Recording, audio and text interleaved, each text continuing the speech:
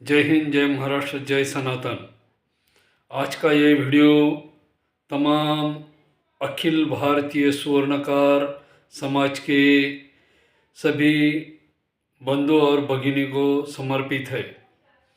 भाई और बहनों, आज का ये वीडियो हम इसलिए प्रस्तुत कर रहे हैं कि हमारे बुजुर्ग दादा दादी हो, नाना नानी हो, हमारे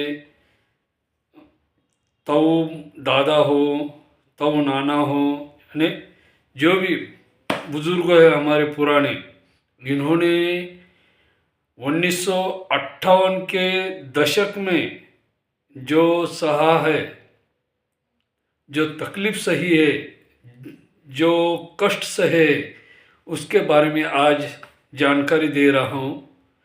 तो किस्सा होता है शुरू 1962 के तहत भारत और चीन का युद्ध, यानी भारत और चीन की जंग शुरू हो गई थी 1962 में। तत्कालीन प्रधानमंत्री थे पंडित जवाहरलाल नेहरू और साथ में अर्थ मंत्री थे मोरारजी देसाई।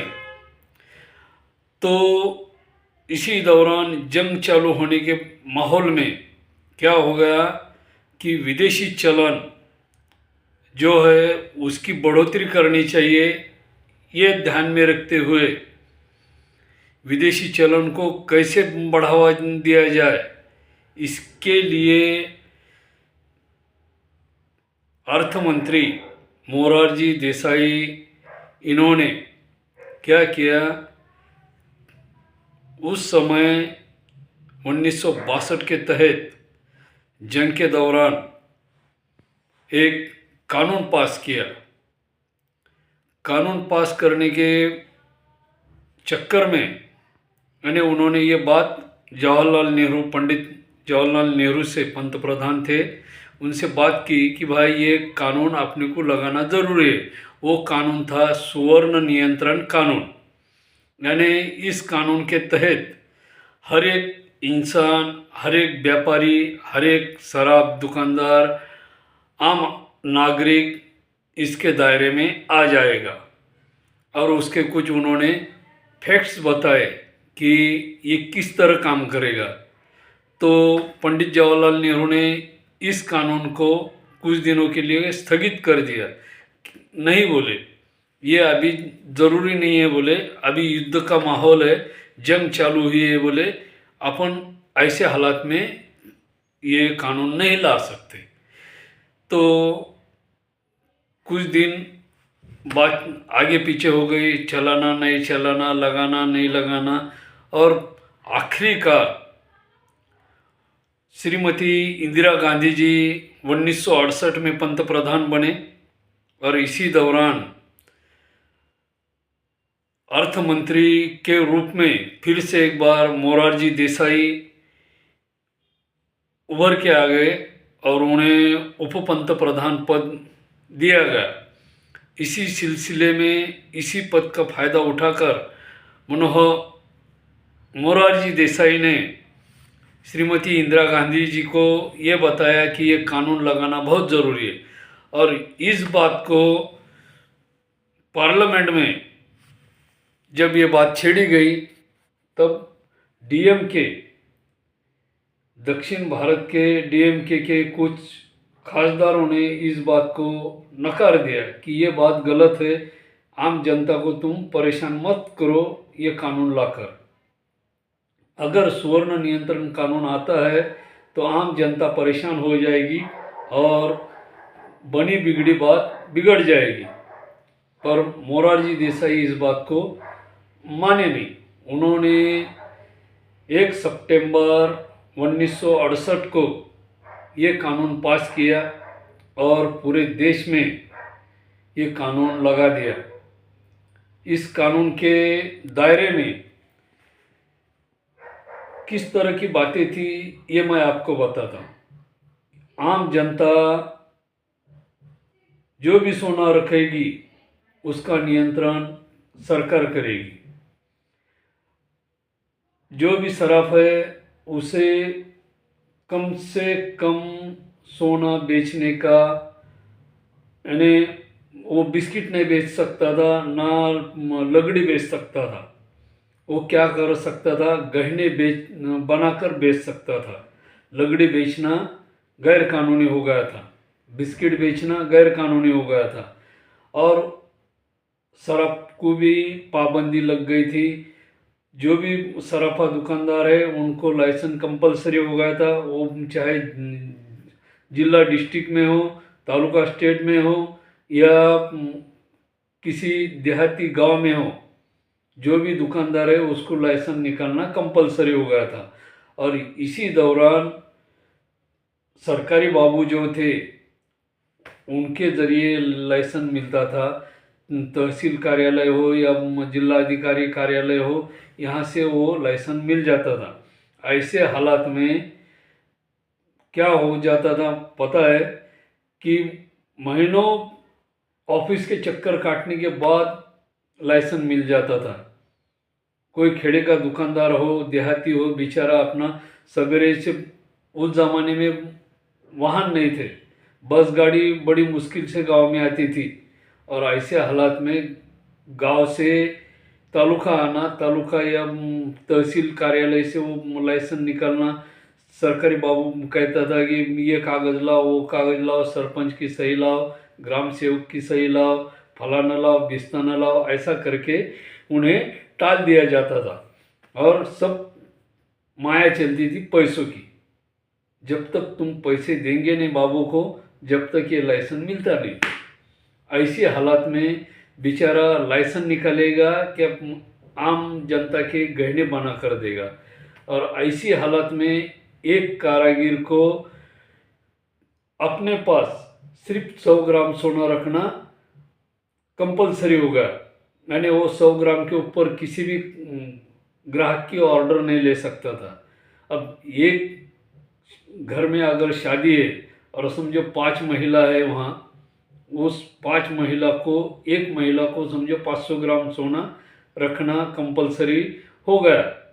और बगैर शादीशुदा जो लड़की है वो 16 साल के आसपास है, तो उसको 250 ग्राम सोना ये बंधनकारक हो गया। फिर एक घर में 5 महिलाएं, 5 महिलाओं के कम से कम एक एक महिला के 300-300 ग्राम के दागिने बनाने हैं। तो कितने हो गए, 3×5=15, यानी 1.5 किलो गहने हो गए 5 महिला के। और जो 4 लड़की है उनके समझो 200 ग्राम के बजाय 150 पकड़ो, 600 ग्राम उनका हो गया, यानी कितना हो गया, 2 किलो 100 ग्राम। अब 2 किलो 100 ग्राम सोने के दागिने बनाने के, और कारागिर के पास कितने कंपलसरी ऑर्डर थी गवर्नमेंट की कि 100 ग्राम वो एक दिन भर में अपने पास रख सकता है। तो ऐसे हालात में 2 किलो के दागिने कैसे बनाएगा, बना ही नहीं सकता ना। उसके बाद भले 4 कारागिर हो, पर काम तो एक ही जगह आएगा ना, पूरा घूम फिर के मेन दुकानदार के पास ही आएगा ना। फिर 2 किलो सोना वो कारागिर रखना मुश्किल होगा। अगर कुछ होगा तो पकड़ा कौन जाएगा, दुकानदार पकड़ा जाएगा, कारागिर पकड़ा जाएगा। और ऐसी हालत में वो दुकानदार ने भले कारागिर को दिया, 4 कारागिर है, 4 कारागिर को आधा किलो जा रहा, फिर भी वो मुनासिब नहीं है ना। ऐसे हालत में कारागिरों ने काम कैसा करना। फिर लाइसेंस के वादे, लाइसेंस गवर्नमेंट ने कंपलसरी कर दिया। बाबू तो पैसे की बगैर मान रहा नहीं, उसकी जितनी फीस है वो आड़ा के देख रहा ना। या 500 है तो 1,500 मांग रहा, 2,000 मांग रहा, ऐसी बात हो गई ना। यानी 10 रुपये का काम 2,000 रुपये में जा रहा। फिर बेचारे परेशान हो के उनके काम ठप्प हो गए। और ऐसी हालत में कई कारागिरों ने काम छोड़ दिया, सोनारी काम छोड़ दिया, क्योंकि काम ही नहीं आ रहा ना, लोग काम नहीं दे रहे ना। लोग बोलते थे भाई तुम टाइम पे काम नहीं दे रहे, तुम्हारे से होता नहीं, 100 ग्राम के ऊपर तुम काम नहीं कर सकते, फिर हमारे पास इतने कैसा होगा। फिर कारागिरों को काम नहीं मिल रहा, बेचारे भूखे मर रहे। ऐसे हालात में कई कारागिरों ने उस ज़माने में आत्महत्या तक कर ली और बेचारे बेरोजगार हो गए। हजारों घर बेरोजगार होके कई लोगों ने दूसरे काम अपनाए, किसी ने किसान का काम अपनाया, खेत में हल चलाने लगे, लोगों के यहाँ मजदूरी करने लगे। ऐसे हालात में पेट तो पालना था, 2-4 बच्चे होंगे घर में, उनका पेट पालना था, उनको खाना पीना जरूरी था। ऐसे हालात में वो बेचारे कैसे तो भी अपना गुजारा कर रहे थे। कुछ लोगों ने आत्महत्या कर लिया। ऐसा सब कुछ होते होते दिन गुजरते गए, फिर भी कोई बात रास नहीं आई। फिर मोरारजी देसाई साहब ने एक निर्णय लिया कि जो बेघर हो गए, जो बेकार हो गए, ऐसे स्वर्णकार समाज को उनके जिले के हिसाब से, तालुका के हिसाब से, उनके डिस्ट्रिक्ट के हिसाब से उनको क्या करेंगे, हम जगह देंगे। काय के लिए? दुकानदारी चलाने के लिए, रहने के लिए जगह देंगे। इस हिसाब से हर एक डिस्ट्रिक्ट के हिसाब से उनके एरिया में जो MIDC आती थी या जो भी रिहायशी एरिया था, उस जगह पर जगह देना चालू कर दिए। अब ये मुझे पता नहीं कि कहाँ कहाँ किस किस जगह वो जगह वाटप हुई। ये वीडियो ऑल इंडिया में जाना चाहिए, हर स्वर्णकार के घर में ये वीडियो लगनी चाहिए। हर एक स्वर्णकार समाज को ये पता होना चाहिए कि अपने दादा परदादाओं ने किस हालत में ज़िंदगी गुजारी है। क्या है कि उन्होंने जो मेहनत की है, उन्होंने जो कष्ट किए है, उसका फल अकेले मोरारजी देसाई ने हड़प लिया ही नहीं, बल्कि इंदिरा जी ने भी इसका फायदा उठाया।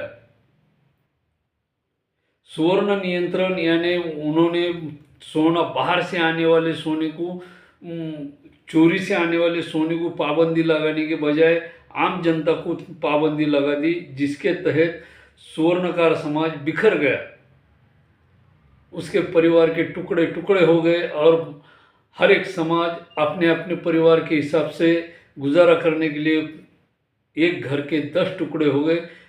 कोई समझो जालना का है तो कोई संभाजी नगर गया, कोई परभणी गया, कोई बीड़ गया, कोई बुल्ढाना गया। ऐसे एक परिवार के हिस्से होकर 4 जगह गए, 5वां जालना में रहा समझो। ऐसे 5 जगह टुकड़े हो गए एक घर के। ऐसे हालात मोरारजी देसाई और श्रीमती इंदिरा गांधी के बेतुकी निर्णय की वजह से यह हालात पैदा हो गए थे। और जब उन्होंने ये जगह देना चालू किया तो किसी को ये तक पता नहीं था कि किसको कहाँ जगह मिली है। अब आप लोग समझ जाइए कि आपने अपने डिस्ट्रिक्ट में जाकर ये जानकारी चेक कीजिए कि कहाँ जगह मिली है अपने स्वर्णकार समाज को। नई मुंबई में कहाँ मिली है, नागपुर में कहाँ मिली है, बुल्ढाना में कहाँ मिली है, उसके बाद उत्तर प्रदेश में कहाँ मिली है, राजस्थान में कहाँ जगह मिली है स्वर्णकार समाज को। किसी ने उस जगह को हड़प तो नहीं लिया, हड़प लिया है तो उस कौन है, वो बिल्डर है, कोई होटल वाला है, कोई अपार्टमेंट वाला है, जो भी है, आप तहसील कार्यालय हो, जिला अधिकार्यालय हो, वहाँ उसकी जानकारी आपको मिल सकती है। वहाँ आप अपील कीजिए, आप सभी को ये जगह मुफ्त में मिल सकती है। जालना शहर में आज भी स्वर्णकार नगर बोल के एक एरिया है जो कि स्वर्ण नियंत्रण कायदे के कानून के आधार पर यहाँ जगह मिली है। वो उस ज़माने में 50 रुपये देकर जगह मिलती थी, 100 रुपये दे के जगह मिलती थी। बात उसके बाद 60, 65, 70, 80 के दशक में यही जगह कुछ लोगों को 10,000, 20,000, 25,000, 50,000 दे के खरीदना पड़ी। ऐसे हालात में आज भी वो जगह स्वर्णकार समाज के लिए दी गई हुई है और यहाँ वो मौजूद है। 3.5 एकड़ ज़मीन आज भी जालना शहर में है, जिसके तहत बहुत सारा समाज वहाँ इकट्ठा रहता है।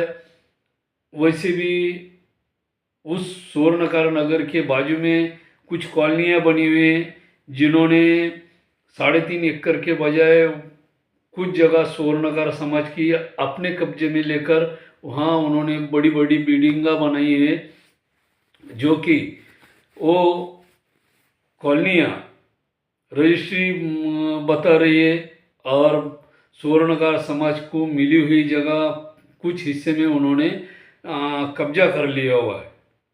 तो ऐसे हालात में मैं सरकार से अपील करना चाहूँगा कि जो भी कब्जा की हुई ज़मीन है वो स्वर्णकार समाज को वापस मिलनी चाहिए।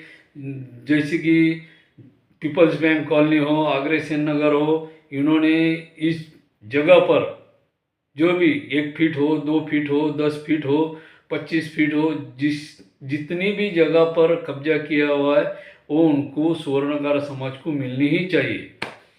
तो इसी तरह का ये वीडियो मैं ये बता रहा हूँ कि देश के बहुत सी प्रांत में, जैसा हो आंध्रा में हो, हैदराबाद हो, आदिलाबाद हो, सिकंदराबाद हो, यहाँ पर भी स्वर्णकार समाज को इस तरह की जगह मिल गई होगी। शासन ने बताया कि हमने MIDC के हिस्से में भी स्वर्णकार समाज को दुकान चलाने के लिए, कारागिरी करने के लिए, रहने के लिए जगह दी हुई है। और ऐसे हालात में अगर जगह नहीं मिलती है तो आप अपने डिस्ट्रिक्ट के अंदर जो भी जिला अधिकार्यालय है वहाँ पर अपील कीजिए, कोर्ट में अपील कीजिए। आपके पूरे परिवार को सुरक्षित जगह मिल सकती है, या तो फिर उसी जगह के अलावा अगर कब्जा भी किया हुआ है तो दूसरी तरफ जगह उपलब्ध हो जाएगी। ये कानूनी तौर पे इसका इलाज हो सकता है। और अभी हाल ही में जैसे कि विदर्भ के कुछ हिस्सों के जिलाधिकारी की लोगों ने, स्वर्णकार समाज के लोगों ने जिलाधिकार्यालय पे अपील की थी कि भाई हमारे समाज को जगह मिली हुई है, अभी तक हमको वो जगह नहीं मिली। ऐसे बहुत से उन्होंने ऋग्वेद चैनल पे ये वीडियो आया था कि भाई हमारे स्वर्णकार समाज को जगह नहीं मिली। ऐसे बहुत सारे वीडियो आए हुए। आप फिर से एक बार मुख्यमंत्री से अपील कीजिए, जिलाधिकार्यालय से अपील कीजिए, जगह मिल सकती है। और ख़ास बात यह है, अभी 8-15 दिन पहले मैंने एक न्यूज़ पढ़ी हुई है, जिसके तहत माननीय मुख्यमंत्री देवेंद्र फडणवीस इन्होंने इंडिया ज्वेलरी पार्क, ये नई मुंबई के एरिया में माहिप्पे नाम के एरिया में एक प्रकल्प चालू किया है 2025 से।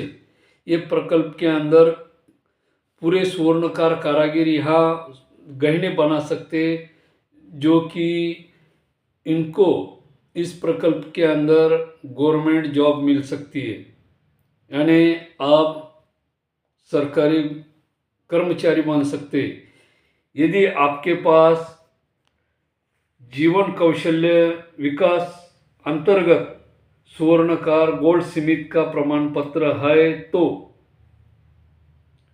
अब इसके अंदर एक बात बताना चाहता हूँ, ये जो प्रकल्प चालू हो रहा, यहाँ आप काम कर सकते, वहाँ रहने की सुविधा है, उसके साथ में वहाँ आपके बच्चे के लिए पढ़ाई, स्कूल सब 21 एकड़ का वो प्रकल्प है, जिसके अंदर ये सब सुविधा होने वाली है। और इसके अंदर गहने तो बनेंगे, साथ में डायमंड सिस्टम भी उसके अंदर रहेगी। वो डायमंड के गहने भी वहाँ बन सकते, सोना चांदी सब प्रकार के गहने वहाँ तैयार होंगे, वो भी पूरे सोने और चांदी के। अब ये प्रकल्प कब चालू होगा ये मैं बता नहीं सकता, उसका काम जोरों से चालू है 2025 से। और ये जब तक फाइनल हो सकता है, या तो आप इंजीनियरिंग करे हो या AI करे हो, जो भी किया हो उसके साथ में आपको गोल्ड स्मिथ का गवर्नमेंट का प्रमाण पत्र होना ज़रूरी है, ऐसा उनका कहना है। उसके साथ में उन्होंने और बहुत सारी बातें वहाँ बताई है। तो उसके पहले मैं तुमको और एक खास बात बताता हूँ कि ये जो सुवर्ण नियंत्रण कायदा है, ये 6 जून 1990 को विश्वनाथ प्रताप सिंह इन्होंने हटाया। उन्होंने इस कानून को हमेशा हमेशा के लिए बंद किया था, पर अभी संभावना यह है, सोने की मांग और सोने की खरीदारी और सोने के बढ़ते भाव देखते हुए फिर से एक बार सुवर्ण नियंत्रण कानून आ सकता है, ये मेरा अंदाज है। या तो फिर आप किसी तज्ञ जो भी सोने चांदी के खास तज्ञ हैं, जिनको जानकारी है, जो वकील वगैरह जो भी है सलाहकार है, उनसे चर्चा कीजिए, उनसे बातचीत करिए। फिर भी मेरा एक अंदाज है कि महंगाई सोने की और उसका भाव देखते हुए एक बार सोने में फिर से सुवर्ण नियंत्रण कानून आ सकता है, जिसके साथ में कुछ पाबंदियां हो सकती है। जैसे पिछली बारी में आधा किलो एक शादीशुदा महिला, जैसे कि बगैर शादीशुदा महिला या लड़की वो 250 ग्राम सोना पहन सकती थी, पास रख सकती थी। कोई दुकानदार समझो जो भी है वो समझो अपने पास अपने दुकान में दिन भर में 1 किलो 5 किलो सोना रख सकता था। उसी तरह फिर से एक बार ऐसा ही कोई नया कानून आएगा, जिसके तहत साथ में जो भी खरीदारी होगी उसको आधार कार्ड पैन कार्ड कंपलसरी होगा। यानी तुमने कितना सोना खरीदी किया हुआ है उसकी जानकारी आधार से जुड़ी होगी, आधार उसको प्रमाणित होगा। अपना पैन कार्ड भी उसको अटैच होगा। कोई ये नहीं कहेगा कि ये मेरे पुरखों की सोना है, मेरे पुरखों ने संभाल के रखे हुआ था, और वो पूरी की पूरी जानकारी अपने को आधार से जोड़ना है। भले आपके दादा परदादा नाना नानी इनका सोना हो, गिफ्ट आया हो। हाँ, ये भी बात बताता हूँ, यदि बर्थडे गिफ्ट आया हो तो उसकी भी पर्ची लगेगी, ओरिजिनल बिल लगेगा GST के साथ में। अभी मेरा एक खास गवर्नमेंट से अपील है कि जब तुम GST कंपलसरी करोगे, जब तुम हॉलमार्किंग कंपलसरी करोगे, उसका जो चार्ज है, हमारे छोटे दुकानदार जो है, सुवर्णकार बांधव जो है, भगिनी जो है, उनको ये चार्जेस कम से कम होने चाहिए।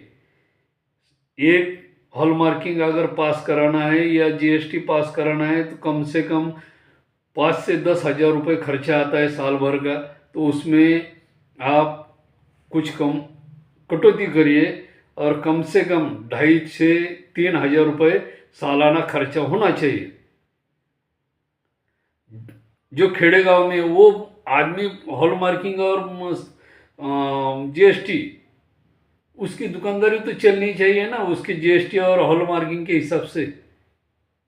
तो ये देखते हुए जो भी आप नियम लागू करेंगे तो वो ये जो दुकानदार है इसको दायरे में रखते हुए आप चार्जेस लगाना चाहिए, ऐसा मेरा कहना है। आप जब भी नया कानून लाएंगे, अब लाना है नहीं लाना है, पर मैंने जहाँ तक मेरा अंदाज है वहाँ तक का ये सिलसिला पक्का है कि गवर्नमेंट ये करना ही करना है, क्योंकि उनको जनवरी 26 के बाद ये उनका तय है कि आधार सोने से अटैच होना चाहिए, पैन कार्ड अटैच होना चाहिए और हॉलमार्किंग कंपलसरी होनी चाहिए। उसके बाद जीएसटी कंपलसरी होनी चाहिए। फिर हमारे खेड़े गांव के जो देहाती दुकानदार है सुवर्णकार समाज के, उनको ध्यान में रखते हुए आप वो चार्जेस लगाइए, ना कि उनके सर के ऊपर पानी ना फेर जाए। और ये देखते हुए कि सामान्य सुवर्णकार समाज का लाभ कैसा हो, बेचारे का नुकसान न हो, किसी को पिछले 68 के समय में जो सुवर्णकार समाज बेकार हो गया था, बेघर हो गया था, वैसी नौबत दोबारा ना आए, इस हिसाब से कार्य करना चाहिए सरकार ने। और ये जो अभी इंडिया ज्वेलरी पार्क चालू किया है मुख्यमंत्री देवेंद्र फडणवीस साहब ने नई मुंबई माहिपे में, तो मैं उस बात के लिए सराहनीय है मुख्यमंत्री साहब का, उनकी तारीफ करूँगा। साथ में कि भाई तुम जो प्रोग्राम चालू कर रहे, प्रकल्प चालू कर रहे, वो बहुत बड़ी बात है, किंतु आप कहते हैं कि जीवन कौशल्य के अनुसार जो भी प्रमाण पत्र लेकर आएगा गोल्ड स्मिथ का, तो उसमें बहुत बड़ी घुसखोरी हुई है। इतर समाज के लोग भी ये सुवर्णकार समाज में घुस गए। तो मेरा कहना है जब भी आप इंटरव्यू लेंगे या जो भी प्रोसेस होगी उसके अंदर आप कास्ट सर्टिफिकेट कंपलसरी करिए। जैसा आप वो गोल्ड स्मिथ का कार्ड मांगा रहे हैं ना, तो कास्ट सर्टिफिकेट भी कंपलसरी करिए, जो कि तहसील कार्यालय से हो या तो जिला अधिकार्यालय से हो। उसके बगैर ये जो विश्वकर्मा जीवन कौशल्य के तहत जो लोग सर्टिफिकेट लेके आए, उसमें बहुत बड़ी घुसखोरी हुई है। क्योंकि मैंने भी वो ट्रेनिंग पास किया है, मेरे साथ कम से कम 10 लोग घुसखोरी करके आए थे इस ट्रेनिंग के लिए। तो मैं चाहता हूँ कि ये गड़बड़ी ना होनी चाहिए, इस पे पाबंदी लगनी चाहिए, ताकि सुवर्णकार समाज सुरक्षित रहे, आबादित रहे। जय हिंद, जय महाराष्ट्र, धन्यवाद। और कुछ जानकारी आपके पास हो मुझे बताओ, उसमें मैं सुधार कर सकता हूँ। यदि आपको ये जानकारी अच्छी लगी हो तो बहनों और भाइयों हर एक को शेयर करिए, लाइक करिए, सब्सक्राइब करिए, और जहाँ तक हो सके ये वीडियो हर एक खेड़े में, हर एक गांव में, हर एक शहर में जहाँ तांडा हो, वाड़ी हो, छोटी बस्ती हो, वहाँ ये सुवर्णकार समाज के पास वीडियो जाना चाहिए। जय हिंद, जय महाराष्ट्र, धन्यवाद।